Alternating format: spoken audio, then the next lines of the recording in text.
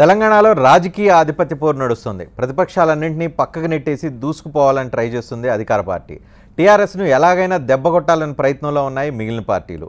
TRS ఒకవైపు, ప్రతిపక్షాలన్నీ ఒకవైపు అన్నట్లుగా రాజకీయం నడుస్తోంది. ఇంతకీ ఆధిపత్య పోరులో పైచేయి ఎవరిది? సంక్షేమ అభివృద్ధి కార్యక్రమాలతో దూసుకుపోతూ ప్లీనరీ ఉత్సాహంలో ఉంది అధికార టీఆర్ఎస్ పార్టీ. అప్పుడే ఎన్నికల హామీలు ఇచ్చేస్తూ టీఆర్ఎస్ పై రాజకీయ పోరు సాగిస్తూ జనాన్ని ఆకర్షిస్తోంది కాంగ్రెస్ పార్టీ.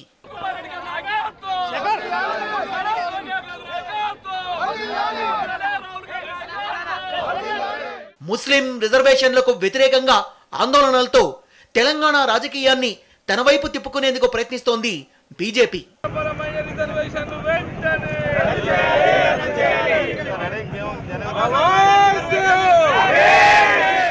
రైతు సమస్యలపై గ్రామాల్లో తిరుగుతూ సెంటిమెంట్ రగిలించేందుకు ట్రై చేస్తోంది టీడీపీ. ఇలా తెలంగాణ రాజకీయాల్లో అన్ని పార్టీల మధ్య ఆధిపత్య పోరు నడుస్తోంది. 2019లో గెలుపు తమదంటే తమదే అని ధీమా వ్యక్తం చేస్తున్నాయి పార్టీలన్నీ. మేము 2019లో తప్పనిసరిగా అధికారంలోకి రాబోతున్నాం. ఏకకాలంలో రుణమాఫీ చేసేస్తాము. వ్యవసాయ ఉత్పత్తులకి తప్పనిసరిగా రాష్ట్ర బడ్జెట్లో బోనస్ ఏర్పాటు చేస్తాము. నిరుద్యోగ యువతకి నిరుద్యోగ భృతి కూడా ఏర్పాటు చేయబోతున్నాము. ఆ విధంగా ఈ రాష్ట్రంలో ఉన్న మరి తీవ్రమైన సమస్యలపై కాంగ్రెస్ పార్టీ ఒక మంచి, మేము తప్పనిసరిగా 2019లో పవర్లో వస్తాం, ఇది అమలు చేస్తాం. మీరు పొరపాటున కూడా ఈ దేశంలో కానీ ఈ రాష్ట్రంలో కానీ మళ్ళా అధికారంలోకి వచ్చే పరిస్థితి లేదు. నీ కాంగ్రెస్ పార్టీకి, కాంగ్రెస్ నాయకులకు మళ్ళా నిరుద్యోగ భృతి ఇచ్చే బాధ్యత మా ప్రభుత్వమే తీసుకుంటే తప్ప మీ వల్ల ఊదుగాలది పీరు లేవదని చెప్పి కూడా నేను చెప్తా ఉన్నా. ఎన్నికలు ఎప్పుడు జరిగినా, 2019లో జరిగినా, దానికంటే కొద్దిగా ముందే జరిగినా, ఎప్పుడు జరిగినా ఈసారి తెలంగాణ రాష్ట్ర సమితి జైత్రయాత్ర జగిత్యాల నుంచే మొదలైతుంది. గులాబీ జెండా ఖచ్చితంగా ఈ కాంగ్రెస్ అనే పార్టీని శాశ్వతంగా తెలంగాణ ప్రాంతంలో ఉప్పుపాతర వేయాలని చెప్పి మిమ్మల్ని అందరినీ కూడా. కాంగ్రెస్కు భవిష్యత్తు లేదు కాబట్టి ఇవాళ ప్రజలు ఏదైతే ఈ రాజకీయ శూన్యత ఉన్నదో టీఆర్ఎస్ను ఢీకొనేదానికి, ఇవాళ ఎదుర్కొనేదానికి బీజేపీకి మాత్రమే ఆ బలం ఉంది, ఆ సాహసం ఉంది. దేశవ్యాప్తంగా కూడా మోడీ గాలి ఉంది. మోదీ నాయకత్వం కూడా తెలంగాణ సమగ్ర అభివృద్ధికి దోహదపడుతున్న భావన ప్రజల్లోకి ఉంది. కాబట్టి ప్రజల్లోకి వెళ్ళి మోదీ ప్రభుత్వం చేస్తున్న అభివృద్ధి కార్యక్రమాలు, వారు ప్రవేశపెట్టిన సంక్షేమ కార్యక్రమాలతో పాటు టీఆర్ఎస్ వైఫల్యాలను ప్రజల్లోకి తీసుకెళ్లి ప్రత్యామ్నాయంగా బీజేపీ ఎదగడానికి మేము ప్రయత్నం చేస్తున్నాం. ప్రజా పోరాటాలతో తమ బలాన్ని చాటుతూనే టీఆర్ఎస్ ను రెచ్చగొట్టే ప్రయత్నాల్లో ఉన్నాయి కాంగ్రెస్, బీజేపీ. టీఆర్ఎస్ ది కుటుంబ పాలన అంటూ కాంగ్రెస్ ఆరోపణలు చేస్తోంటే మత రిజర్వేషన్లే ప్రధాన అజెండా అని చెప్తోంది బీజేపీ. టీఆర్ఎస్ పార్టీలో అంతర్గత పోరు ఉన్నదనే దాంట్లో ఎలాంటి అనుమానం లేదు, అది నిజము. దురదృష్టం మీద హరీష్ రావు ఏంటంటే అధికారంలోకి రావడం వల్ల వారసత్వ రాజకీయాలు అందులో కూడా వచ్చినాయి. కాబట్టి మరి అక్కడ Harish Rao down అయిపోయిండు, KTR upper hand అయిపోయిండు. ఎప్పటికైనా హరీష్ రావుకి టీఆర్ఎస్ పార్టీలో వాళ్ళకు ఉనికి ఉండే అవకాశం లేదు, వాళ్ళు ఇచ్చే అవకాశం లేదు. మా దగ్గరనే అనేక మంది సీనియర్ నాయకులు ఉన్నారు. ఇప్పుడు హరీష్ రావు వస్తే కాంగ్రెస్ పార్టీకి ఏదో గడుస్తుంది అనే పరిస్థితి లేదు. కాంగ్రెస్లో యోధాన యోధులు ఉన్నారు. ప్రజా పోరాటము, న్యాయ పోరాటము ద్వారా ఈరోజు మరి ఈ రిజర్వేషన్ను పూర్తిగా వ్యతిరేకిస్తాం. మేము 2019 ఎన్నికల్లో ఖచ్చితంగా ఈ యొక్క మతపరమైన రిజర్వేషన్స్ ఏదైతే టీఆర్ఎస్ పార్టీ ఇచ్చిందో అదే ఎజెండాగా ఖచ్చితంగా భారతీయ జనతా పార్టీ ప్రజల ముందుకు వెళ్తుంది, ప్రజా తీర్పు కొడుతుంది. ప్రతిపక్షాల ఆందోళనలు, పోరాటాలు ఎలా ఉన్నా సంక్షేమం, అభివృద్ధి తమను తిరుగులేని శక్తిగా మారుస్తాయని భావిస్తోంది టీఆర్ఎస్. తెలంగాణలో ఆధిపత్య పోరాటం నడుస్తుంది. ఆధిపత్య పోరాటంలో విజయం ఎవరిది? టీఆర్ఎస్ను ధీటుగా ఎదుర్కోవడానికి కాంగ్రెస్, బీజేపీలు తపన పడుతున్నాయి. వీళ్ళిద్దరిలో ఎవరు ముందు పైచేయి సాధించే అవకాశం ఉంది? అంశం మీద మనతో చర్చలో పాల్గొనడానికి రాపోల ఆనంద్ భాస్కర్ ఉన్నారు, కాంగ్రెస్ పార్టీ ఎంపీ. వేణుగోపాలాచారి ఉన్నారు, టీఆర్ఎస్ పార్టీ నుంచి. రఘునందన్ ఉన్నారు, బీజేపీ నుంచి. మొదటిగా రఘునందన్ గారు, మీతో స్టార్ట్ చేస్తాను. ఎందుకంటే జాతీయ స్థాయిలో ఉన్న పార్టీ ఇప్పుడు ఏదో ఉత్సాహపడుతున్నారు, తపన పడుతున్నారు, ఇష్యూస్ కోసం ఎత్తుక్కుంటే మీ కాళ్ళ దగ్గరికి వచ్చేస్తున్న ఇష్యూస్. నిజంగా తెలంగాణ ప్రాంతంలో బీజేపీకి కెపాసిటీ ఉందా హోల్డ్ చేయడానికి? టీఆర్ఎస్ని కాదని బీజేపీ వైపు ప్రజలు చూడటానికి ఏమైనా స్కోప్, అవకాశం ఇవ్వగలిగే పరిస్థితి స్టేట్ నాయకత్వానికి ఉందా? తెలంగాణ రాష్ట్ర సమితి అధికారంలోకి వచ్చిన తర్వాత ఈ ప్రాంత ప్రజల ఆకాంక్షలు ఏ మేరకు నెరవేర్చబడ్డాయి, ఏ రకంగా ప్రజల సంతృప్తిగా ఉన్నారనేటువంటి అంశాన్ని గమనంలోకి తీసుకున్నట్లయితే ఈరోజు ఉదయం చెప్పింది సాయంత్రం కల్లా ఉండలేదు రజనీ గారు, సాయంత్రం చెప్పింది మరుసటి రోజు దాకా ఉండట్లేదు. బాగా ఊదుకుంటున్నారు, ఫుల్ పేజీ అడ్వర్టైజ్మెంట్లు వేసుకుంటున్నారు తప్పితే గ్రౌండ్ రియాలిటీ అట్లా లేదు. సగం మంది ఎమ్మెల్యేలు వాళ్ళకి తెలిసి వాళ్ళ 63 మంది ఎమ్మెల్యేలలో 30 మంది ఎమ్మెల్యేలు ఎప్పుడు ఎన్నికలు జరిగినా ఓడిపోతారనేది టీఆర్ఎస్ పార్టీ సర్వే. కానీ ఇవన్నీ ఎప్పుడు ఉండే, ఇవన్నీ ఎప్పుడు మాట్లాడేది. కానీ ఈ రోజుకి ఓవరాల్గా యాజ్ అ హోల్ తెలంగాణ చూస్తే టీఆర్ఎస్ని ఎదుర్కోగలిగిన శక్తి ఉన్న పార్టీ కానీ, నాయకత్వం కానీ, దానికి కేసీఆర్ని మీట్ అవ్వగలిగే లీడర్షిప్ కానీ ఎక్కడా కనిపించడం లేదు. ఏ రకంగా సాధ్యం సార్? కుర్చీలో కూర్చోకంటే ముందు కేసీఆర్ ఇంత బలవంతంగా కనబడి ఉంటాడు సార్. మీకు కూడా చంద్రబాబు నాయుడు గారు ముఖ్యమంత్రి జనం పాయింట్ ఆఫ్ వ్యూలోనే చెప్తాను నేను మీకు. చంద్రబాబు నాయుడు గారు ఆ కుర్చీలో కూర్చున్నంతసేపు, విజన్ 2020 అన్నంతసేపు, ఇదే వేణుగోపాలాచార్యులు అదే కేసీఆర్లో ఎడమ కుడి పక్కలు ఉన్నంతసేపు అరే ఈయనను ఎవరు కొడతారో అని అనుకున్నారు. అట్లే ఆ తర్వాత రాజశేఖర రెడ్డి గారిని చూస్తే రాజశేఖర రెడ్డి గారు కూడా అంతే బలవంతంగా కనబడ్డారు కుర్చీలో కూర్చున్నప్పుడు. ఎట్లా కనబడ్డారు? రోజా ఎక్కడుందంటే తెల్లారి క్యాంప్ ఆఫీసులు ఉన్నది సార్. తెలుగు మహిళా అధ్యక్షురాలు కూడా తెల్లారి క్యాంప్ ఆఫీసులకు వచ్చింది. అట్లా అధికారం అనేటువంటి కుర్చీ అట్లా కనబడుతుంది సార్, అంతే. అది పై మెరుపులే. అట్లంటే చంద్రబాబు మీ కెపాసిటీ ఏంటి? మీ కెపాసిటీ మీరు ఒకవేళ అవకాశం వచ్చినా అందిపుచ్చుకోగలిగినంత కెపాసిటీ బీజేపీ పార్టీకి ఇక్కడ కనిపిస్తుందా సార్? భారతీయ జనతా పార్టీ ఈ ప్రాంతంలో ఆల్టర్నేట్ అనేది ప్రజలలో ఒక రకమైనటువంటి విశ్వాసాన్ని నెలకొని ఉంది. నాయకత్వ లక్షణాలు ఉన్నాయా లేవా అనేటువంటి విషయాన్ని పక్కకు పెడితే చాలా ప్రాంతాలలో మీరు భారతీయ జనతా పార్టీ అధికారంలోకి వచ్చినటువంటి రాష్ట్రాల గమనాన్ని తీసుకుంటే 0 నుంచి అధికారంలోకి వచ్చినాం, 4 నుంచి అధికారంలోకి వచ్చినాం, 5 నుంచి అధికారంలోకి వచ్చినాం, 4 ఎమ్మెల్యేలు, 5 ఎమ్మెల్యేలు, 0 ఎమ్మెల్యేల దగ్గర నుంచి అధికారంలోకి వచ్చినాం. తెలంగాణని మొదటి నుంచి అసదుద్దీన్ ఓవైసీ ఎంఐఎం పార్టీ ఎందుకు వ్యతిరేకించింది? తెలంగాణ అయితే తెలంగాణ రాష్ట్ర ఏర్పాటు జరిగితే రాష్ట్రం సైజు చిన్నగా అవుతుంది, హిందూ ముస్లిం పోలరైజేషన్ ఆఫ్ ఓట్స్ జరుగుతాయి, హిందూ ముస్లింల మధ్యన ఘర్షణ వాతావరణం పెరుగుతుంది, దీనివల్ల అల్టిమేట్గా బీజేపీకి లాభం జరుగుతుందనే ఆయన ఏమన్నాడు, రాయల తెలంగాణ కావాలని కొద్ది రోజులు ఇంకో కథ చెప్పింది ఎందుకు? ఇవన్నీ గణాంకాలు. తెలంగాణలో 42 నియోజకవర్గాల్లో ఈరోజు ఆ పరిస్థితి ఉంది. ఇప్పటికే మా సర్వే ప్రకారం 42 నియోజకవర్గాల్లో భారతీయ జనతా పార్టీ గెలవడానికి ఇప్పటికీ ఈ రోజు ఉన్నటువంటి లెక్కల ప్రకారం మాకున్నటువంటి సర్వే ఫలితాలు 42 నియోజకవర్గాల్లో గెలవడానికి రెడీగా సిద్ధంగా ప్లాట్ఫామ్ వేసుకొని ఉంది అని అంటున్నారు. రాపోల ఆనంద్ భాస్కర్ గారు, కాంగ్రెస్ పార్టీ పరిస్థితి ఏంటి? కాంగ్రెస్ పార్టీలో నాయకత్వ సమస్య, ప్రజల్లోకి వెళ్ళలేని అసక్తత, తెలంగాణ ఇచ్చినా కూడా మైలేజ్ తీసుకోలేని, ప్రజల్లో నమ్మకం కలిగించలేని ఆ అసక్తత ఇప్పటికీ ఇంకా కనిపిస్తున్న నేపథ్యంలో టీఆర్ఎస్కు ఎదురు నిలబడగలిగే పరిస్థితి కాంగ్రెస్కి ఉందా అంటే ఏం సమాధానం కనిపిస్తుంది? ఆల్రెడీ బీజేపీ 42 స్థానాల్లో మేము గెలవడానికి రెడీగా ఉన్నామంటే 119 స్థానాలు, 119లోనా లేకపోతే పెరిగే 119లో 42 స్థానాలు గెలవడానికి రెడీగా ఉంటే ఇంకా కాంగ్రెస్ పాత్ర ఎక్కడుండే అవకాశం కనిపిస్తుంది? మిత్రమా రజనీకాంత్, మీకు చర్చలో పాల్గొంటున్న పెద్దలు వేణుగోపాలాచారి గారికి, సోదరులు రఘునందన్ గారికి, TV9 ప్రేక్షకులందరికీ నా నమస్కారం. కాలం చాలా గొప్పది.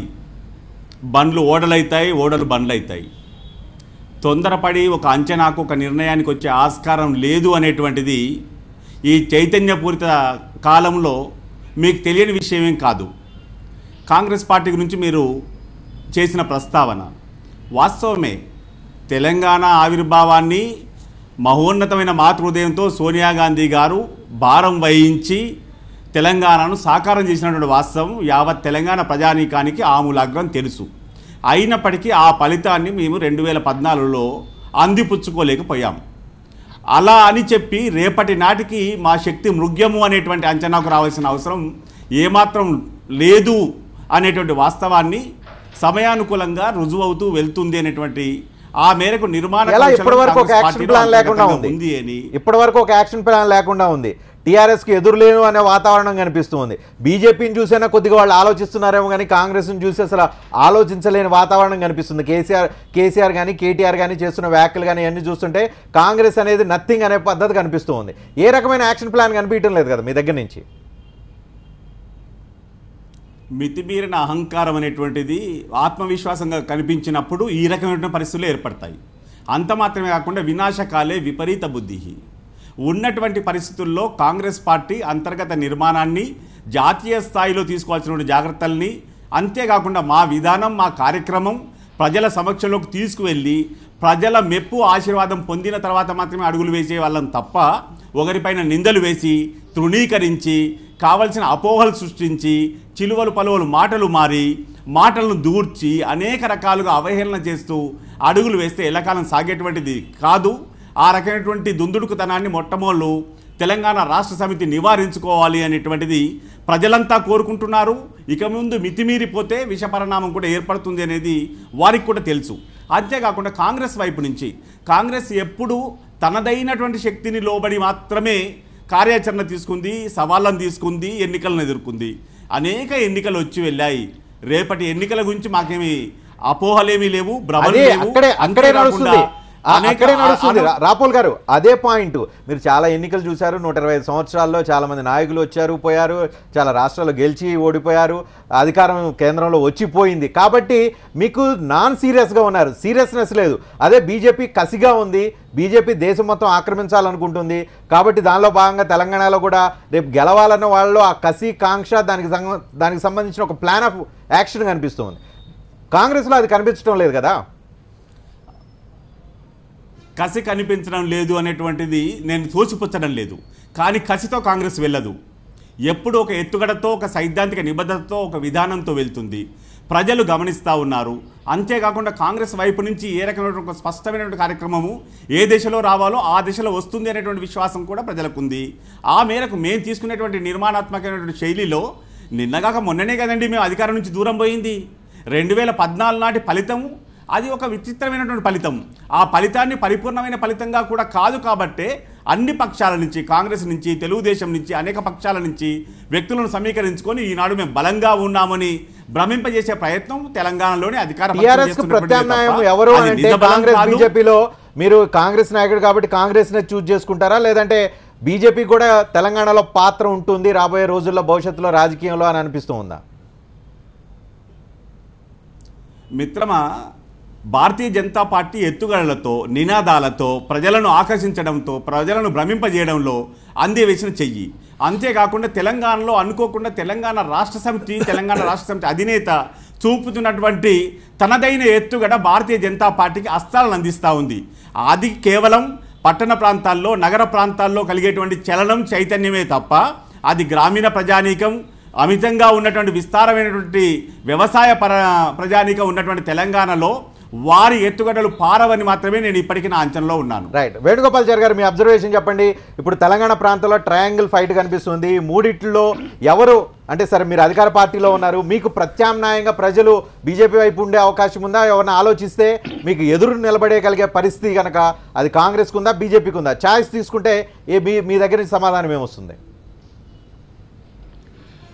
ఇప్పుడు రఘునందన్ గారు కానీ రాపోలు కానీ రాపోలు నిజమైన కాంగ్రెస్ కార్యకర్త కాదని లేరు. కాకపోతే తెలంగాణ రాష్ట్రంలో ఉన్న పరిస్థితి ఈరోజు టీఆర్ఎస్ఏ ప్రత్యామ్నాయం తప్ప టీఆర్ఎస్కు కాంగ్రెస్ బీజేపీ ప్రత్యామ్నాయం చెప్తాను. అంటే పోటీ లేదన్నట్టు. టీఆర్ఎస్ ప్రత్యామ్నాయం అంటే టీఆర్ఎస్ కు పోటీ లేదు. దూరంలో టీఆర్ఎస్ ముందున్నది. 15,000 కిలోమీటర్ల దూరంలో టీఆర్ఎస్ పార్టీ ముందుకు అవుతున్నది. కానీ ఎన్నికల ఎత్తులు మన ఉత్తరప్రదేశ్ వస్తే తప్పులేదు. ఒక పార్టీ పరంగా సంస్థాగతంగా బలపడతాల్లో వేణుగోపాలాచారి గారు మీకు మీరే ప్రత్యామ్నాయం అంటే హరీష్ ఏమైనా బయటికి పంపిస్తున్నారా అని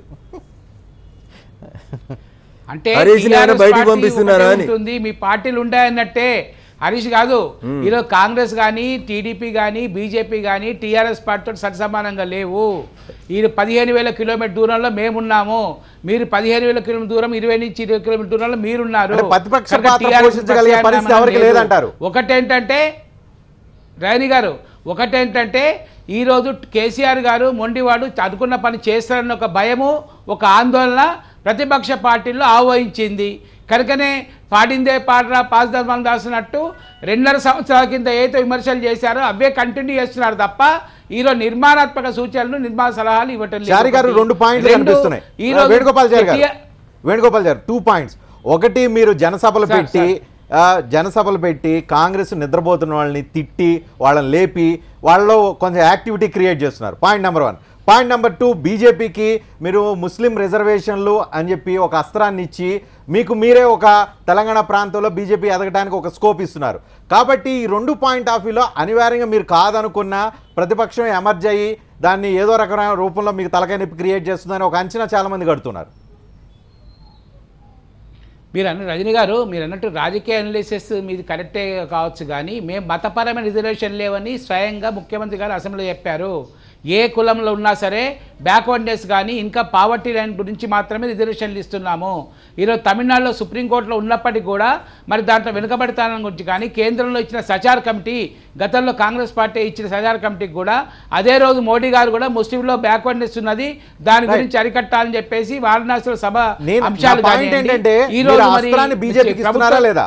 ఆ అస్త్రాన్ని బీజేపీకి ఇచ్చి బీజేపీ ఎదగడానికి స్కోప్ ఇస్తున్నారా లేదా? వాళ్ళు అనుకుంటున్నారు. వాళ్ళు ఇప్పుడు బీజేపీ హిడెన్ ఎజెండా అయింది. ఇందాక మన రఘు ఒక మాట మాట్లాడాడు. చిన్న రాష్ట్రాలు అయితే హిందూకు ముస్లింకు పోలరైజేషన్ వస్తాను ఒకే ఒక ఆలోచన వాళ్ళకు ఉన్నది తప్ప ఇక్కడ టీఆర్ఎస్ అన్ని పార్టీల నాయకులతో కలిసి సమన్వయంగా ముందుకు సెక్యులర్ పార్టీగా దర్గా చేసి సెక్యులర్ పార్టీగా ముందుకు తప్ప వాళ్ళు అస్త్రాన్ని పెట్టుకొని మరి పోలరైజేషన్ చేయడానికో లేదా మరి అమిత్ షా గారు వస్తే ఓటు సీటు గెలుస్తామని వాళ్ళు రెచ్చగొట్టే విధంగా వాళ్ళు చేసి ఓటు బ్యాంక్ వరకు ప్రయత్నం చేస్తుంది తప్ప తెలంగాణలో ఆ పప్పులుడికై తెలంగాణలో ఆ ప్రజలు సంసిద్ధంగా లేరు. సెక్యులరిజం కొరకే గంగా తేజ్ కొరకే పోతుంది కనుక మాకు ప్రత్యామ్నాయం ఎవరు లేరు. వాళ్ళ 2, 3 అనుకుంటూ వాళ్ళు కాంగ్రెస్ బీజేపీ తేల్చుకోవాలి. ఎవరో వాళ్ళు 2 నెంబర్ ఎవరు ఉంటారు, 3 నెంబర్ వాళ్ళు తెలుసుకోవాలి తప్ప మాకు ఆ ఊహలకు అంతనంత దూరంలో మేము ఉన్నాం. రజనీ గారు చిన్నప్పుడు ఒక కథ చదివినాం మనం. కుందేలు తాబేలు 2 పరుగు పందెంలో పోటీ పెట్టుకుంటే అల్టిమేట్గా ఎవరు గెలిచిరు అనేది మా వేణుగోపాలాచారి గారు మర్చిపోతున్నట్టు. చాలా ముందున్నమై చెట్టు కింద పోయి నిద్రపోయి వేణుగోపాలాచారి గారు మిమ్మల్ని దాటి తాబేలు గమ్మేస్తారని చేరుకుంటుంది ఒకటి. రెండోది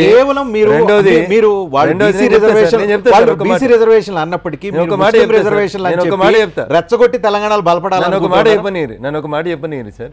వారు చెప్పినటువంటి అంశాలలో కేంద్ర మంత్రిగా పనిచేసి వచ్చిండు మా అన్న సీనియర్ పెద్దన్న వేణుగోపాలాచారి.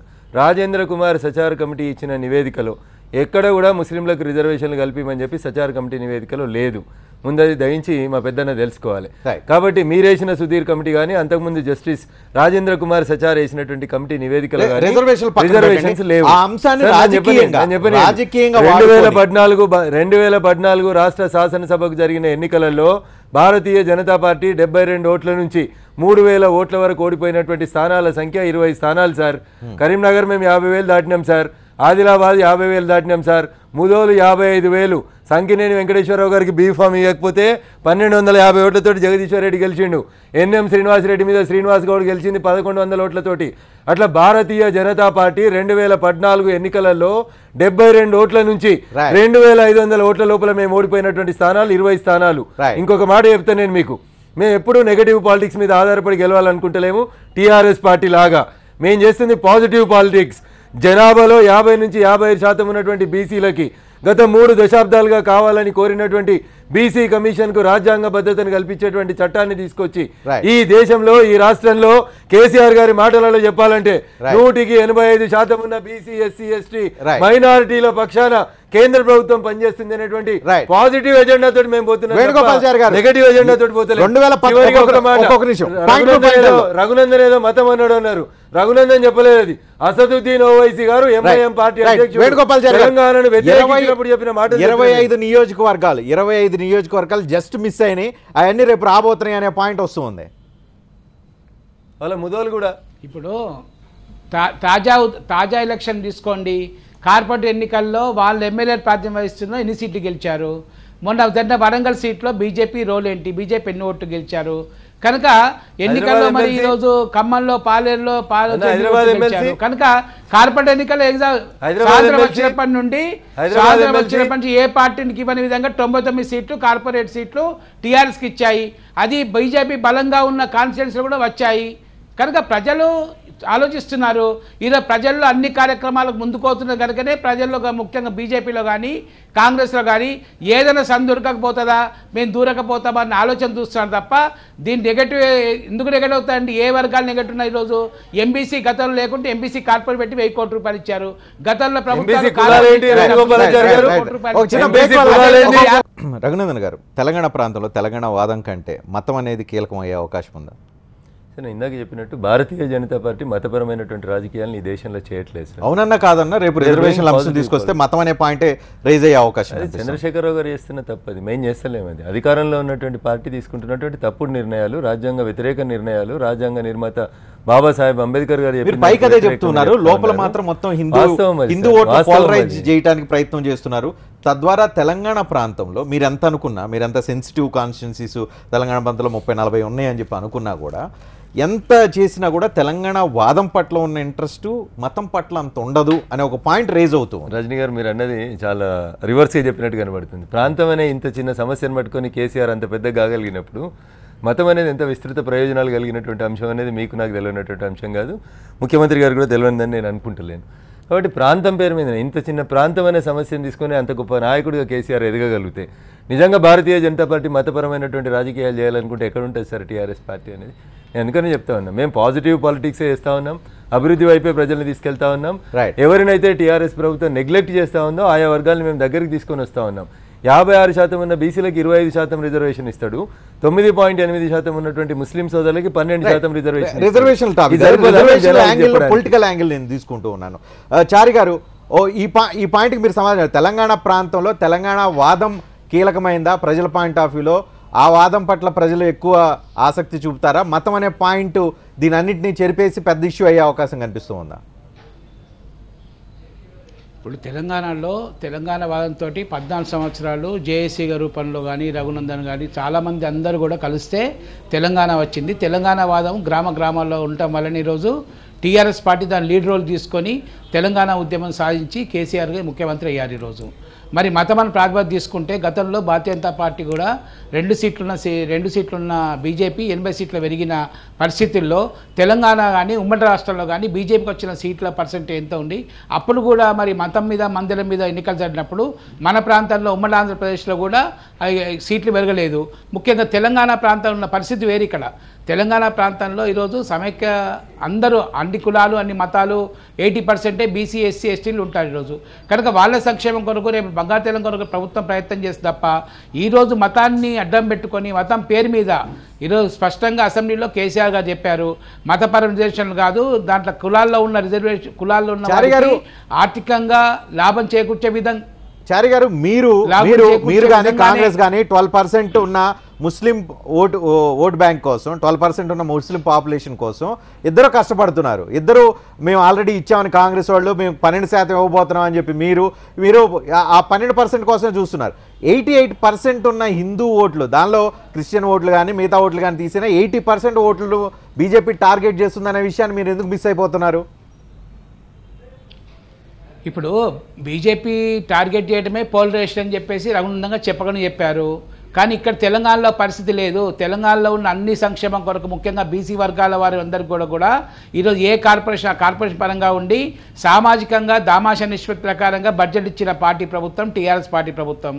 అదేవిధంగా ఎంబీసీ పేరు చెప్పుకున్న పార్టీలు అదర్ దెన్ బ్యాక్వర్డ్ క్లాస్కి ఇవ్వకుంటే ఈరోజు 1000 కోట్ల రూపాయలు ఇచ్చేసి వాళ్ళందరినీ కూడా దాంట్లో ఉన్న కులాలందరినీ కూడా ఆర్థికంగా పరిపుష్టి కల్పించే విధంగా చేస్తే ఇది. తర్వాత రైతులకు కూడా 56 లక్షల మంది అందరు ఉంటారు. అంటే చెప్తున్నా పొలిటికల్ యాంగిల్లో కూడా వాళ్ళు ఎంత ప్రయోగ చేసినా కూడా తెలంగాణ వాదం ముందు ఇవన్నీ పనిచేయాయి. గతంలో నిరూపించబడ్డారు. తెలంగాణలో కూడా అందరి సంక్షేమం కొరకు ఈ ప్రభుత్వం పనిచేస్తున్న కనుక హిందూ ముస్లిం కలిసి గంగా తేజస్ దాకా ఎన్నోసార్లు సీఎం చెప్పారు. ఎవరి కులాలకు వాళ్ళు రక్షించుకుంటూ ఎవరి ప్రతిపత్తి వాళ్ళు కాపాడుకుంటూ ఈ ప్రభుత్వం ముందుకోతుంది కనుక ఒక కులం పెద్ద చిన్న అన్న లేకుండా అందరినీ కలిసి సమిష్టిగా ఈ ప్రభుత్వం ముందుకోతున్నది. దీంట్లో గుడ్డు మీద ఈగలు పెట్టే కార్యక్రమానికి ప్రతిపక్షాలు ముందుకొచ్చినాయి. ఏదైనా జరగకపోతుందా, దేన్ని పట్టుకొని లాభం చేయకపోతుందా అని చెప్పేసి ఈరోజు ప్రయత్నం చేశారు తప్ప ఆ ప్రయత్నాలు తెలంగాణ ప్రజలు తిప్పికొడతారు. గతంలో అనుభవం అయింది, మళ్ళీ కూడా అనుభవం కాబోతున్నారు. రాపోల్ గారు, మీ అబ్జర్వేషన్ ఏంటి? ఇక్కడ తెలంగాణ ప్రాంతంలో మతం అనేది ఎంత పెద్ద అంశము, ప్రాంతం అనే అంశం ఎంత పెద్ద అంశము? మిత్రమా రజనీకాంత్, ఇప్పటిదాకా జరిగిన చర్చ చూస్తే కసి అంటే ఏమిటో నాకు అర్థమైంది. కవ్వింపు వాదులాట ద్వారా ఒక అపోహ, ఒక భ్రమ కల్పించడం ద్వారా మాత్రమే ముందుకు వెళ్ళగలుగుతున్నాము అనేటువంటి దానికి రుజువుగా ఇప్పటిదాకా చర్చ సాగింది. అంతేకాకుండా ఇప్పుడు తెలంగాణలో ఏర్పడుతున్న పరిస్థితే కానివ్వండి, దేశవ్యాప్తంగా భారతీయ జనతా పార్టీ చాలా జాగ్రత్తగా తనను తాను పునర్నిర్మించుకుంటూ ఏ భావోద్వేగంతో ప్రజానీకంలో తమను తాము స్థిరం చేసుకోగలమో వాటన్నింటినీ, అన్ని సూత్రాలను ప్రయోగిస్తూ వాళ్ళకు ఉన్నటువంటి లక్షణంతో, వాళ్ళకు ఉన్నటువంటి సమాంతర సానుకూల వ్యవస్థలతో, సంఘ పరివారంతో వారు ముందుకెళ్తా ఉన్నారు. ఇది వాస్తవం. తెలంగాణ వ్యాప్తంగా ఉన్నటువంటి పరిస్థితి, రేపటి నాటి సమస్య ఏమిటి అంటే అగ్రవర్ణాలకు, అట్టడుగు దళిత బలహీన వర్గాల మధ్య జరగబోతున్నటువంటి పోరుది. నిజంగా దళిత, అట్టడుగు బలహీన వర్గాలకు, వెనుకబడిన తరగతులకు నిండైనటువంటి అండగా ఉండేటువంటి శక్తి మాత్రమే రాజకీయ వ్యవస్థలో నిలదొక్కగలుగుతుంది. అది తెలంగాణలో రుజువు కాబోతున్నటువంటి వాస్తవం. ఈ నేపథ్యంలో తీసుకున్నప్పుడు తెలంగాణ ఒక్క నిమిషం రాపోల్ గారు, తెలంగాణ రాష్ట్ర సమితి ఒక్క నిమిషం రాపోల్ గారు, ఒక పాయింట్ ఏంటి నేను చెప్పనివ్వండి. మిత్రమా రజనీకాంత్ వస్తున్నా రాపోల్ గారు, ఒక్క నిమిషం. మిత్రమా రజనీకాంత్ వస్తున్నా, ఒక్క నిమిషం. నేను మధ్యలో రాలేదు. నేను చాలా సేపటి నుంచి మౌనంగా ఉన్నాను. ఒక నిమిషం నేను చాలా మౌనంగా ఉన్న తర్వాత లేదు నేను మాట్లాడుతున్నప్పుడు ఈ రకంగా మధ్యలో రావడం మర్యాద. నేను పాయింట్ మాట్లాడుతున్నా అంటే స్పీచ్ కాదు, నేను పాయింట్ క్యాచ్ చేస్తున్నా. పాయింట్ చెప్పండి. ఇప్పుడు వారు అన్నారు బీసీలు, ఎస్సీలు, ఎస్టీలు, బడుగు బలైన. మిత్రమా రజనీకాంత్, నేనే ఉపన్యాసం ఇవ్వడం లేదు. నేను ఇచ్చే అంశాన్ని ప్రస్తావన ఈ రకంగా తృణీకరించడం మాత్రం ధర్మం కాదు. ఇది ధర్మం కాదు, ఇది న్యాయం కాదు. 3 దశాబ్దాలుగా ఐ సీరియస్లీ ఆబ్జెక్ట్. ఓబీసీల కోసం అని చెప్పి ఒక కమిషన్ వేసి దానికి రాజ్యాంగ భద్రత కల్పించమని చెప్పి వి హనుమంతరావు గారు 2 సార్లు రాజ్యసభ టర్మ్ అంతా పోరాడారు. ఏబిసిడి వర్గీకరణ ఉంది సార్. చంద్రబాబు నాయుడు గారు అసెంబ్లీలో తీర్మానం చేసి పంపిస్తే Congress party Usha Mehra commission వేసిరు. Usha మెహ్రాన్ commission నియమించుకొని ఆమోదించి ఏబిసిడి వర్గీకరణ చేయాల్సింది ఉండే. వాళ్ళు చేయలేని పనులు మేము చేస్తున్నాం. ఆనంద భాస్కర్ గారు చెప్పినట్టు బీసీల కోసం రాజ్యాంగ భద్రత కలిగినటువంటి ఒక కమిషన్ తెస్తున్నాం. రేపో మాపో ఏబిసిడి వర్గీకరణ చేయబోతా ఉన్నాం. వారు చెప్పిన ఇంతకాలం నెగ్లెక్ట్ అయిన తెలంగాణ రాష్ట్ర సమితి పాలనలో అణిగదొక్కబడుతున్నటువంటి బీసీ, ఎస్సీ, ఎస్టీల కోసం భారతీయ జనతా పార్టీ కట్టుబడింది. కాబట్టి రేపు మేము గారు పాయింట్ ఏంటంటే, మేము ఒకవైపు ఏమో హిందూ ముస్లిం పోలరైజేషన్ అనే పాయింట్ రేజ్ అవుతుంది. అది BJP TRS point of view చూస్తే ఇప్పుడు రాపోల ఆనంద్ భాస్కర్ గారు చెప్తున్నారు ఎస్సీ అగ్రవర్ణాల మధ్య, ఎస్సీల మధ్య, అగ్రవర్ణాల మధ్య జరిగే పోరాటం. ఈ రెండు పోరాటాల్లో పొలిటికల్ ఎజెండా ఏది పిక్ అయ్యే అవకాశం కనిపిస్తుంది? పొలిటికల్ ఎజెండా ఎవరు ఏది తీసుకుంటారు? ఒకవేళ కాంగ్రెస్ రేపు ఈ జరుగుతున్న ఈ పోరాటం, అగ్రవర్ణాలకి దళితులకి మధ్య జరుగుతున్న పోరాటాన్ని తీసుకునే అవకాశం ఉందా? మీరు హిందూ ముస్లిం పోలరైజేషన్ పాయింట్ ఆఫ్ లో తీసుకుని వెళ్తే స్టేట్ ఎక్కడికి పోయే అవకాశం కనిపిస్తుంది? రాజకీయ ఎజెండా మారిపోయే అవకాశం కనిపిస్తుంది. సార్, మేము బీసీల పక్షాన్ని ఉంటామని చెప్పి ఎవరు అడగకంటే ముందే బీసీ కమిషన్కు రాజ్యాంగ భద్రత కల్పించి 156% ఉన్నటువంటి జనాభా మనసులను గెలుచుకున్నటువంటి వ్యక్తి గౌరవనీయులు ప్రధానమంత్రి నరేంద్ర మోడీ గారు. 3 దశాబ్దాలుగా సాగుతున్న ఏబిసిడి వర్గీకరణకి ఒక ఫుల్ స్టాప్ త్వరలో పెట్టబోతా ఉన్నాం. ఆ రకంగా దళిత సోదరుల మనసులను కూడా మేము గెలుచుకోబోతా ఉన్నాం. సమాజంలో 80% తెలంగాణ సమాజంలో ఉన్నటువంటి వాళ్ళందరి మనసులు మేము గెలుచుకున్న తర్వాత ఇక మేము అధికారంలో వస్తారు. రాపుల్ గారు, ఇప్పుడు మీరు చెప్పండి, హిందూ ముస్లిం అనే పాయింట్ పొలిటికల్ ఎజెండా అవుతుందా? మీరు చెప్తున్న ఎస్సీ, ఎస్టీ, అగ్రవర్ణాలకు సంబంధించిన పొలిటికల్ ఎజెండా అవుతుందా? ఆ అంశం పొలిటికల్ ఎజెండా అవుతుందా? మిత్రమా రజనీకాంత్, ఇందాక ప్రస్తావన చేస్తేనే ఉపన్యాసం చేస్తున్నామని చెప్పి చెప్పాను. ఇంకేదైనా చెప్పబోతే నువ్వు ఇంకెక్కడ మధ్యన ఏది ఏమైనా నేను తొందర పెట్టకు. అగ్రవర్ణాలకు, అట్టడుగు దళిత, ఆదివాసీ, బలహీన వర్గాలకు మధ్య జరగబోతున్న ఈ పోరులో ఖచ్చితంగా వెనుకబడిన తరగతులకు, అట్టడుగు దళిత వర్గాలకు ఎవరు అండగా ఉంటారో వారికి మాత్రమే తెలంగాణలో ఆశీర్వాదం ఉంటుంది. ఆ క్రమంలో కాంగ్రెస్ పార్టీ ఒక సమధర్మంతో, సమన్యాయంతో ముందుకు వెళ్తుంది అనేటువంటి మనం చేస్తా ఉన్నాను. రైట్. టీఆర్ఎస్ ఇవన్నీ ఏం చేయట్లేదంటారా? టీఆర్ఎస్ ఇటువైపు నుంచి ఏం ఆలోచించడం లేదంటారా? మిత్రమా రజనీకాంత్, తెలంగాణ రాష్ట్ర సమితి ఎత్తుగడలతో సాగేటువంటిది. వారికి ఆ ఉద్యమ కాలంలో అంది వచ్చినటువంటి అవకాశాల తర్వాత చిలక పలుకులు, మాటకారితనం వాటన్నిటితో మొత్తంగా మభ్యపెట్టారు. ఈనాడు ఏ అంశానికి ఆ అంశం. ఈనాడు వ్యవసాయ రంగాన్ని ఆకర్షించాలి, వ్యవసాయాన్ని ఆకర్షించాలి. కాబట్టి రైతాంగానికి పరిపూర్ణమైనటువంటి భరోసా ఇచ్చేటువంటి ఒక ఎత్తుగడ తీసుకుంటున్నారు. అంతేకాకుండా వెనుకబడిన తరగతుల్లో చిచ్చు పెట్టాలి కాబట్టి భారీగా వెనుకబడినటువంటి తరగతులు అనేటువంటి ఒక ఎత్తుగడ తీసుకుంటా ఉన్నారు. వారి ఎత్తుగడలు వారివండి, వారిని కాదని అనడం లేదు. రైట్, వేణుగోపాలాచారి గారు క్లియర్ కట్గా అర్థమైపోయింది పొలిటికల్ ఎజెండా ఏ పార్టీలు ఏమేమి తీసుకోబోతున్నాయి అనేది.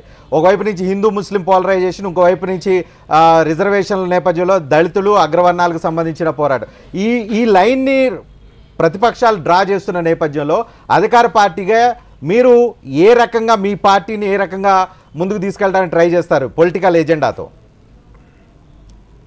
ఇప్పుడు రజనీ గారు, ఇవన్నీ తెలంగాణ లోపల అణదొక్కబడ్డాయి. ఉమ్మడి రాష్ట్రంలో తెలంగాణ ప్రజల మనోభావాలు దెబ్బతిన్నాయి, తెలంగాణ ఆత్మగౌరవం దెబ్బతిన్న ఉద్దేశంతో తెలంగాణలో 80% ఎస్సీ ఎస్టీ బీసీ మైనార్టీలు ఉంటున్న నేపథ్యంలోనే ఈరోజు గతంలో ఉన్న రాష్ట్రంలో ఉన్న పెన్షన్లు గతంలో ఆ ప్రభుత్వాలు ఇచ్చినప్పటికీ కూడా పెరుగుతున్న ధరలకు అనుసరించి మొట్టమొదటిసారిగా దేశంలోనే ఆసరా కింద పెన్షన్లు ఇచ్చిన ప్రభుత్వం, అది కూడా బీద వారికి సంక్షేమ వర్గాలకు ఇచ్చిన ప్రభుత్వం టీఆర్ఎస్ ప్రభుత్వము. అంతేకాకుండా ఈరోజు మరి వాళ్ళు పిల్లలు చదువుకోవటానికి ఈరోజు మరి 5వ తరగతి నుంచి పిల్లలు చదువుకోవడానికి ఇంగ్లీష్ మీడియం చదువుకోవడానికి సిబిఎస్ తోటి ఈరోజు రెసిడెన్షియల్ స్కూళ్ళల్లో మధ్యాహ్న భోజన కింద సన్నబియ్యం పెట్టేసి ఎస్సీ ఎస్టీ హాస్టల్కి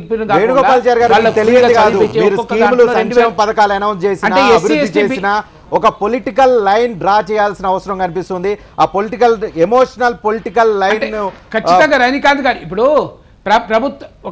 రజనీకాంత్ గారు ప్రభుత్వంలో మేము ఉన్నాం, ఇవన్నీ కార్యక్రమాలు అమలు చేస్తున్నాం, ఇంప్లిమెంట్ చేస్తున్నాం, ప్రజలు హ్యాపీగా ఉన్నారు. ఇంప్లిమెంట్ చేయని పార్టీలు మేమేదో చేస్తామని చెప్తే తెలంగాణ రాష్ట్రంలో వారు ఊరుకోరు. ఇప్పుడు ఇంప్లిమెంట్ చేసే మేము ప్రత్యక్షంగా చూపిస్తున్నాం ఇవన్నీ. మీరు ఇప్పుడు అగ్రికల్చర్ కానివ్వండి, ఎస్సీస్ కానివ్వండి, ఎస్టీ కానివ్వండి, సమాజంలో అగ్రకులాలు ఉన్న పేదలకు కానివ్వండి, ఇవన్నీ కార్యక్రమాలు గత ఉమ్మడి రాష్ట్రాల్లో అణదొక్కబడ్డాయి. ఉమ్మడి రాష్ట్రాలు నెగ్లెక్ట్ అయిన ఉద్దేశంతో తెలంగాణ రాష్ట్రం వచ్చిన తర్వాత తామాషా ప్రకారంగా కులాల వారిగా ఏ మతం వారి కాకుండా ఈరోజు మరి మతం వారిగా అవకాశాలు తీసుకోకుండా కులాల వారిగా ఆ తామాషా ప్రకారంగా బడ్జెట్ ఇచ్చేసి వాళ్ళనే పనులు చేసుకొని మీరు మీ ఆర్థికంగా నిలబడే విధంగా ఈరోజు కార్యక్రమాలు చేస్తున్నాం కనుకనే ఈరోజు ప్రతిపక్ష పార్టీలు దడబుట్టి అని ఇవన్నీ చేసుకుంటే మాకు అడ్రస్లు ఉంటాయని ఒకే ఒక ఆవేదనతో వాళ్ళు ముందుకు వస్తుంది తప్ప ఆచరణాత్మకంగా వాళ్ళకు కూడా తెలిసి ఇవన్నీ పనులు అవుతాయి. కేసీఆర్ మొండి మరి ముఖ్యమంత్రి అనుకుంటే అన్ని అవుతాయని ఉద్దేశంతో ఒక పక్క అభివృద్ధి కార్యక్రమాలు, ఇంకో పక్క సంక్షేమ కార్యక్రమాలతో ప్రభుత్వం ముందుకు వస్తున్నాక మాకు ఎటువంటి భయం అవసరం లేదు, వేరే ఎజెండా ఫిక్స్ చేయడం అవసరం లేదు. మా చేసిన పనులే మాకు శ్రీరామ రక్ష. తప్పకుండా వచ్చే రోజుల్లో కూడా భారీ మెజార్టీ తోటి మాకు గెలిపోతున్నారు. రైట్, మీరు రఘునందన్ గారు ఓకే, సంక్షేమ పథకాలు వీటన్నిటిని కాసేపు పక్కన పెడితే మీరు 2019 కానీ 2019 కేటీఆర్ చెప్పినట్లు 2019 కంటే కొంచెం ముందుగానే ఎన్నికలు వస్తే మీ దగ్గర స్ట్రైట్ అవే ఫేస్ చేయడానికి ఏముంది ఎజెండా? సరే, ఇప్పుడు జూన్ 2014 తొలి తెలంగాణ శాసనసభ సమావేశం వేణుగోపాలాచారి గారి కంటే గట్టిగా కేసీఆర్ గారు చెప్పారు. 185% బీసీ ఎస్సీ ఎస్టీ మైనార్టీలు ఉన్నటువంటి రాష్ట్రం. దామాషా పద్ధతిలో మేము పదవులు ఇస్తా ఉన్నాం. 150 మంది ఆడపడుచులు ఉన్నారు, అందుకని ఒక్కరికి క్యాబినెట్లో పదవి ఇవ్వలేదు. 1% లేని వెల్మలకి 4 మంత్రి పదవులు ఇచ్చిండ్రు, 4% లేని రెడ్డిలకు 6 మంత్రి పదవులు ఇచ్చిర్రు, మైనార్టీలకు 1 ఇచ్చిర్రు, తెలంగాణను వ్యతిరేకించిన కమ్మ సామాజిక వర్గానికి 1 ఇచ్చిర్రు, బీసీ ఎస్సీ ఎస్టీలకు ఏమి ఇచ్చిర్రు, బీసీ ఎస్సీ ఎస్టీలకు ఏమి ఇచ్చిర్రు, ఏ రాజకీయం వాళ్ళకి ఏమి ఇచ్చిర్రు? బర్రెలు, గొర్రెలు, పందులు, చేపలు ఇవా మీరు ఇచ్చేది బీసీలకి. ఏం మాట్లాడతారు? ఏ దామాషా పద్ధతి గురించి మాట్లాడుతున్నారు? ఏ దామాషా పద్ధతి గురించి మాట్లాడుతున్నారు? ఒక్కొక్క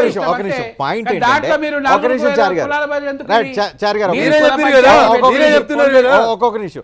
పాయింట్ ఏంటంటే 2019కి టీఆర్ఎస్ ఫెయిల్యూర్స్ లేకపోతే టీఆర్ఎస్ మీద దాడితో ముందుకెళ్తారా, లేదంటే మీరు కొత్త పాయింట్స్ తీసుకొని, ఎందుకంటే 2 సంవత్సరాల ముందే అంత ఎలక్షన్ మూడ్ క్రియేట్ అవుతూ ఉంది తెలంగాణ రాష్ట్రంలో, మీరు టీఆర్ఎస్ ఫెయిల్యూర్స్ టీఆర్ఎస్ మీద ఆరోపణలతో వెళ్తారా, మీరు కొత్త ఎజెండా సెంటిమెంట్ ఎజెండాతో వెళ్తారా? సార్, అభివృద్ధి సబ్కా సాత్ సబ్కా వికాస్, అభివృద్ధి ఫలితాలు అందరికీ అందాలనేటువంటి దిశగా మేము పోతాను. మీరు పోతుంది కేవలం కొన్ని వర్గాల ప్రయోజనాల కోసం మాత్రమే అని చెప్పడానికి నేను ఇందాక కులాల ప్రస్తావన తీసుకొచ్చినాను. మరి మాట్లాడితే జనాభా పద్ధతిలో దామాషా పద్ధతిలో ఏమిచ్చిరు? బీసీలకి గొర్రెలు ఇస్తాం, బర్రెలు ఇస్తాం, పందులు ఇస్తాం, చేపలు ఇస్తాం, మీరు ఆడికి ఓన్రి పదవులు మాత్రం మేము పంచుకుంటాం. జనాభాలో 50% ఆడవాళ్ళకు 1 మంత్రి పదవి. నేను ఎజెండా అడుగుతున్నా. ఎజెండా మేము చాలా స్పష్టంగా 56% బీసీలకి బీసీ కమిషన్ కి చట్టబద్ధత తెచ్చి బీసీ కులాలని మేము హక్కున చేర్చుకుంటున్నాం. కాంగ్రెస్ కూడా ఇదే చెప్తుంది. వాళ్ళు యూపీఏ 1 యూపీఏ 2 వి హనుమంతరావు గారు ఓబీసీ ఎంపీల సంఘానికి అధ్యక్షుని గురించి కొట్లాడితే మీరు యూపీఏ 1 యూపీఏ 2లో వేయలే. మమ్మల్ని ఎవరు అడిగేకంటే ముందే మేము బీసీలని బీసీ కమిషన్కి రాజ్యాంగ పద్ధతి తెచ్చినాం. మీరు వేసిన ఉషా మేరా కమిషన్ నివేదిక ఇచ్చి 10 ఏళ్ళు అయితే మీరు కనీసం పార్లమెంట్లో యాక్సెప్ట్ చేయలే. మేము దాన్ని చేసినాం. రేపు ఎన్నికల సంస్కరణలు తెస్తా ఉన్నాం. పేదోడికి poorest of the poor should be served first అని భారతీయ జనతా పార్టీ పనిచేస్తుంది. అభివృద్ధి ఎజెండా తోటి ముందుకు పోతా ఉన్నాం. అన్ని వర్గాల ప్రజల్ని మేము హక్కున చేర్చుకుంటున్నాం. అందుకనే తెలంగాణ రాష్ట్ర శాసనసభలో కాషాయ జెండా అధికారంలోకి రావడమే లక్ష్యంగా. అది 119 సీట్లు ఒకవేళ పోటీ జరిగితే 63 సీట్లు గెలవడం లక్ష్యంగా, ఒకవేళ 153 సీట్ల కంటూ పెరిగితే 77 సీట్లు గెలవడం లక్ష్యంగా భారతీయ జనతా పార్టీ పనిచేస్తుంది. కాంగ్రెస్ స్కోప్ ఉండదా అంటారు మీరు తెలంగాణ రాష్ట్రం? సార్, మనిషి బతికేది ఆశ అవసరం రెండు. నేను ఆశావాదిని, నేనే గెలుస్తా అని చెప్తున్నాను. గెలవాల్సిన అవసరం కూడా ఉంది ప్రజలకు అని చెప్తా ఉన్నాం. వీళ్ళు చేస్తున్న తప్పుడు విధానాలకి ఫుల్ స్టాప్ పెట్టగలిగిన సత్తా కేవలం భారతీయ జనతా పార్టీకి మాత్రమే ఉంది. కాబట్టి ప్రజలు మాకే ఓటు. రాపోల్ గారు, 2019 కాంగ్రెస్ ఎజెండా ఏంటి? Point number 1.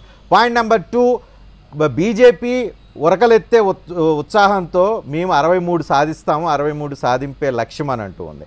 వాళ్ళు దానికి ఒక లైన్ డ్రా చేసుకున్నారు. కేంద్రం నుంచి టీమును దింపుతున్నారు, ఇన్ఛార్జీలను పెట్టుకుంటున్నారు, ఆర్ఎస్ఎస్ కార్యకర్తలు వస్తూ ఉన్నారు.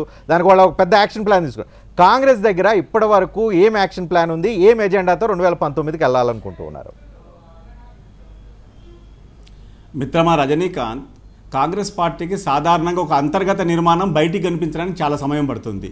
కానీ కాంగ్రెస్ ఎంత అప్రమత్తంగా ఉండబోతుంది అనేటువంటి దాన్ని నేను ఇప్పటికిప్పుడే బయటికి చెప్పాల్సినటువంటి అవసరం లేదు. కానీ భారతీయ జనతా పార్టీ యొక్క ఎత్తుగడ కొంతకాలంగా కొన్ని రాష్ట్రాల్లో వస్తున్నటువంటి ఫలితాల నేపథ్యంలో వారికి ఆయా రాష్ట్రాల్లో వారికి దానికి ఉన్నటువంటి స్థానిక వర్తమాన పరిస్థితులకు అవి కలిసి వస్తున్నాయి. తెలంగాణలో కూడా కలిసి వస్తాయి కావచ్చు అనేటువంటి ఎత్తుగడలలో ప్రధానంగా మతపరమైన అంశం. దాంతోపాటుగా అనుకోకుండా వారు జాతీయ స్థాయిలో కమిషన్ని మరోసారి రాజ్యాంగబద్ధమైనటువంటి అంశాన్ని ఆమోదిద్దామనేటువంటి ఎత్తుగడ, అంతేకాకుండా మాదిగలకు వర్గీకరణ ద్వారా సంతృప్తి పడదామనేటువంటి ఒక ప్రయత్నం, వీటన్నిటి ద్వారా వారి ప్రయత్నం వారు చేస్తారు. కానీ కాంగ్రెస్ పార్టీకి మౌలికంగా సాధించి సమకూర్చి పెట్టినటువంటి అనేక ఫలితాలు, తెలంగాణ సమకూర్చి పెట్టినటువంటి అంశం, అంతేకాకుండా నికరంగా అన్ని చోట్ల కూడా కాంగ్రెస్ స్థిరంగా ఉన్నటువంటి పరిస్థితి, దానికి ఒక కార్యక్రమం, విధానం, కట్టుబాటు, చెప్పిన మాటకు నిలబడేటువంటి నిబద్ధత ఉన్నటువంటి సంస్థగా కాంగ్రెస్ పట్ల సోనియా గాంధీ గారి ఒక మహోన్నత మాతృహృదయం పట్ల కాంగ్రెస్ పార్టీతో అండగా తెలంగాణ ప్రజానీకం ఉంటుందనే అంచనాతో, ఆ కార్యాచరణతో మేము ముందుకెళ్లేటువంటి ఆస్కారం ఉంటుందని మనం చేస్తాం. మీ బీజేపీ స్కోప్ ఎక్కడ ఉంటుందని మీ అంచనా? బీజేపీ రోల్ ఎంతవరకు ఉంటుందని అనుకుంటున్నారు? మిత్రమా, కవ్వింపు వాదులాట కలిస్తేనే కసి అని చెప్పి మీరు చెప్పినటువంటి దాని నుంచే నేను ఒక సూత్రీకరణ చెప్పాను ఇప్పుడు. అంతేకాకుండా రాజకీయం జరగట్లేదు కాబట్టి కాంగ్రెస్ ఎక్కడ ఉంది, బీజేపీ అక్కడ ఉంది. ఒప్పుకుంటున్నా కానీ కవ్వింపు వాదులాటతోటి అన్ని సాగడం లేదు అనేటువంటి భారతీయ జనతా పార్టీకి కూడా అనుభవపూర్వకంగా ఎదురవుతా ఉంది. అయినప్పటికీ 2019 సార్వత్రిక ఎన్నికలు తెలంగాణలో ఏ రీతిలో ఉండబోతున్నాయి అంటే, కేవలం గుత్తాధికారాన్ని అగ్ర వర్ణాలు పూర్తిగా తమ చెప్పు చేతుల్లో పెట్టుకొని దళిత, ఆదివాసీ, అట్టడుగు వెనుకబడిన తరగతులను కేవలం వారికి అంటే తృణమో పనమో విధిలిస్తే బతికిపోయేటువంటి జాతులుగా గుర్తించేటువంటి ప్రయత్నం చేస్తే, రాజ్యాధికారంలో భాగస్వామ్యాన్ని న్యాయపూరితమైనటువంటి రీతిలో సమకూర్చకపోతే ఏర్పడేటువంటి ప్రమాదం ఎలా ఉంటుందో ఆ ఫలితం చెప్పబోతుందని మనం చేస్తా ఉన్నాను. రైట్. వేణుగోపాల్చారి గారు, ఫైనల్ కంక్లూడ్ చేస్తూ మీకు ఎదురు నిలబడటానికి ఎవరికి ఎక్కువ శక్తి సామర్థ్యాలు ఉన్నాయనుకుంటున్నారు? ఏ పార్టీకి? ఇప్పుడు వాళ్ళిద్దరు చెప్పిన అంశాలు మీరు తీసుకుంటే, ఏబిసిటీ క్లాసిఫికేషన్స్ కొరకు తెలంగాణ రాష్ట్ర ప్రభుత్వం మొట్టమొదటి అసెంబ్లీలో తీర్మానం చేసినమేటో ఒకసారి గుర్తుంచుకోవాలి. మేము మొట్టమొదటిసారిగా మాదిగ రిజర్వేషన్ ఇవ్వాలనే ఉద్దేశంతో, మరి చట్టబద్ధ తీసుకురావాలనే ఉద్దేశంతో ఫస్ట్ అసెంబ్లీ తీర్మానాన్ని మేము పెట్టాము. 1. 2, తెలంగాణలో ఇందాక ముఖ్యమంత్రి గారు చెప్పినట్టు, ముఖ్యమంత్రి చెప్పిన రఘునందన్ చెప్పినట్టు బీసీల నిష్పత్తి ఎక్కువ ఉన్నది కనుక ఆ తామాషా ప్రకారంగా ఇదే గొల్లు బర్లు ఇచ్చినా కూడా ఇంతకుముందు ఎందుకు ఇవ్వలేదు బీసీలకు? ఇప్పుడే ఇప్పుడు ఎప్పుడైనా బంగారు తెలంగాణ వాదంతో వెళ్ళారు, అంతకుముందు జరిగిన ఎన్నికల్లో తెలంగాణ వాదంతో వెళ్ళారు. రేపు 2019లో మీ దగ్గర ఎజెండా ఏ వాదం? మేము తప్పకుండా చేసిన పనులు తెలంగాణ వాదంతో వచ్చాము. తెలంగాణ వాదంలో ఏదైతే తెలంగాణ కొరకు చేసిన అంశాలు ఉన్నాయో అవన్నీ కూడా ఇరిగేషన్ కానీ, మిగతా బీద వర్గాల సంక్షేమ కార్యక్రమాలు కానీ ఇవన్నీ చూసుకొని ఎజెండా పని చేసుకొని పనిచేసే ప్రభుత్వంగా దేశంలోనే మంచి పేరున్న ముఖ్యమంత్రిగా వచ్చింది. మోడీ గారు కూడా తరఫీ ఇచ్చారు కనుక మేము చేసిన పనులే మాకు శ్రీరామ రక్ష. ఇక్కడ మతపరమైన విధానాలు కానీ, మత ప్రొవోకేషన్ చేయడానికి కానీ వీలు లేదు. అభివృద్ధి చేస్తే కూడా వర్సెస్ ప్రభుత్వం ఊరుకోదు ఒకటి. అభివృద్ధి రెండు ఇక్కడ వర్సెస్ తెలంగాణ మతం బాధ ముందు వర్సెస్ అవన్నీ కూడా బీసీలు చెల్లాయి. గతంలో అగ్రవర్ణాలు నిలుచుకుంటాయి. పాయింట్లోకి వెళ్తే అభివృద్ధి మీరు అనుకుంటున్న అభివృద్ధి, ఇంకొకళ్ళు రిజర్వేషన్ల పేరుతో వ్యతిరేకత పేరుతో సెంటిమెంటు, ఇంకోటి అగ్రవర్ణాలు బీసీలు మధ్య ఉన్న గ్యాప్ను నేపథ్యంలో ఈ 3 ఎజెండాలతో వెళ్తే అభివృద్ధిని ఓటేస్తారా, బీసీలకు సంబంధించిన ఇష్యూని ఓటేస్తారా, అంటే బీసీ సెంటిమెంట్కి సంబంధించి ఓటేస్తారా, లేకపోతే మతం అనే పాయింట్ మీద ఓటేసే అవకాశం ఉందా? ఏ సెంటిమెంట్ ఎక్కువ ఉంటుంది? మీరు అనుకునే అభివృద్ధి కంటే ఈ రెండింటి మీద ఎక్కువ ఉండడానికి అవకాశం ఉంది. ఒకటి రజని గారు, అభివృద్ధి అంటే మేము అన్ని వర్గాలకి ఇస్తున్నాము, ఒక అగ్రకులాలకు కాదు. అభివృద్ధి అంటే ఇప్పుడు కళ్యాణ లక్ష్మి వరకు ఇస్తున్నాము, క్రిస్టియన్లకు, సిక్కులకు, మైనార్టీలకు, షాదీ ముబారక్ కింద ఆసరా కాదు. మేము అభివృద్ధి బీసీ వర్గాల వారికి, సంక్షేమ వర్గాలకి చేస్తున్నాం కనుకనే అభివృద్ధితో పాటు బీసీ వర్గాల బ్రాహ్మణులలో పేదలు లేరా? అర్చక వృత్తిలో ఉన్న బ్రాహ్మణులలో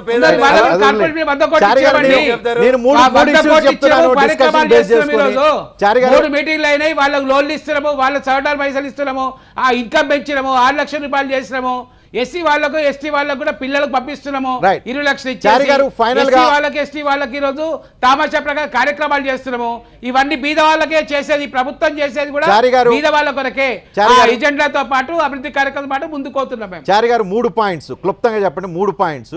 3 పాయింట్లో అభివృద్ధి, మతం అనే అంశం, ఓసీలు బీసీలు మధ్య ఉన్న గ్యాప్, ఈ మూడిట్లో ఏది రేజ్ అవుతుంది? ఏది ప్రధానం? ప్రజలు ఎక్కువ అభివృద్ధిని కోరుకుంటారా, మతం అనే సెంటిమెంట్ రేజ్ చేస్తారా, ఓసీలకు బీసీలకు మధ్య ఉన్న గ్యాప్ను ఎక్కువ రిసీవ్ చేసుకునే అవకాశం ఉందా? ఏ సెంటిమెంట్ని ఎక్కువ రిసీవ్ చేసుకుంటారు? ఇప్పుడు రజని గారు, ఒకటి మీరు అన్న పాయింట్, అభివృద్ధి అంటే అభివృద్ధి ఒకటే కులానికి కాదు కదా. అభివృద్ధిలో భాగస్వాములు తెలంగాణలో ఉన్న ప్రజలందరూ 80% బీసీ, ఎస్సీ, ఎస్టీ, మైనార్టీ వర్గాల వరకే ఈ ప్రభుత్వం వాళ్ళకి సంక్షేమ కార్యక్రమాలకు ఇచ్చు అభివృద్ధి కార్యక్రమాల్లో ముందుకోతున్నది. మాకు ఈరోజు మతపరమైన, కులపరమైన రెచ్చగొట్టే పరిస్థితి లేదు. ఎవరైతే సమాజంలో బీదవారు ఉన్నారో వారే టీఆర్ఎస్ పార్టీకి దేవుడు. జనం 3 ఎటువైపు ఎక్కువ ఉంటారు. అభివృద్ధితో పాటు అన్ని సామాజిక వర్గాలను కలుపుకొని పోయే రీతిలో జరుగుతున్నటువంటి అభివృద్ధిని ప్రజలు కోరుకుంటా ఉన్నారు. మాకు గొర్రెలు బర్రెలు మీరు ఇచ్చి మీరు మాత్రం నరేంద్ర మోడీ గారికి ప్రజలు ఎందుకు మద్దతు ఇస్తా ఉన్నారు కాశ్మీర్ నుంచి కన్యాకుమారి దాకా అంటే వారు చేస్తున్నటువంటి అభివృద్ధి ఫలాలు ఎవరికి అందాలని కోరుకుంటున్నారు? ఈ రోజు దాకా పేదలకి వేణుగోపాలాచారికో, తిప్పల గారికో, లేకపోతే తలసానికో కాదు అభివృద్ధి ఫలాలు రావాల్సింది అంత్యోదయకు రావాలని కోరుకుంటున్నారు. అంత్యోదయ గురించి ఆలోచిస్తుంది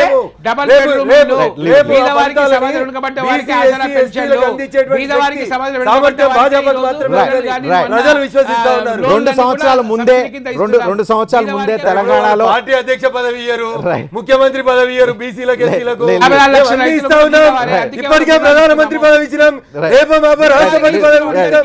ఏం మాట్లాడుతున్నారు? మీ దగ్గర తెలంగాణలో 2 సంవత్సరాల ముందే ఎన్నికల వాతావరణం వచ్చింది. రేపు టీఆర్ఎస్ ప్లేనరీ కూడా జరుగుతున్న నేపథ్యంలో రాబోయే పొలిటికల్ ఎజెండాని ఇప్పటికే ఏ పార్టీ ఆ పార్టీ రెడీ చేసి పెట్టుకుంది. అయితే ప్రజలు ఎటువైపు ఉంటారు, ఏ పొలిటికల్ ఎజెండా వైపు మొగ్గు చూపుతారనేది రాబోయే కాలం తెలిపే అవకాశం ఉంది. చూసినామండి టీవీని.